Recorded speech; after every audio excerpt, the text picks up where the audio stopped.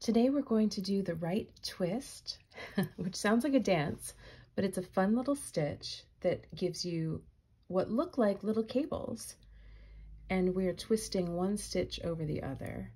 So I'm starting out this row with a purl, and now we're going to do a right twist.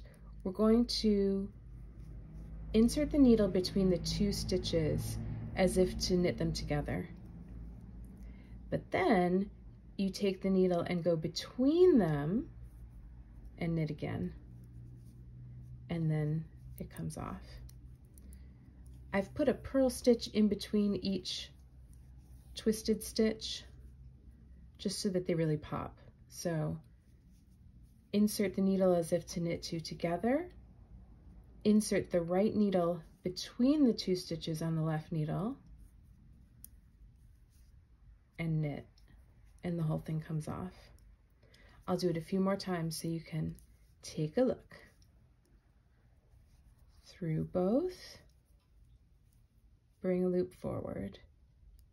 The needle goes in between the stitches and knit and bring another loop forward, and there's your twisted stitch. I'll do the rest of the row for you. Purl, and the right twist, purl,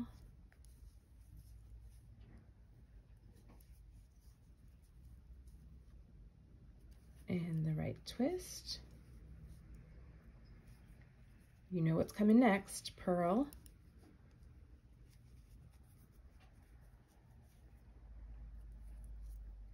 right twist, and you finish with a purl.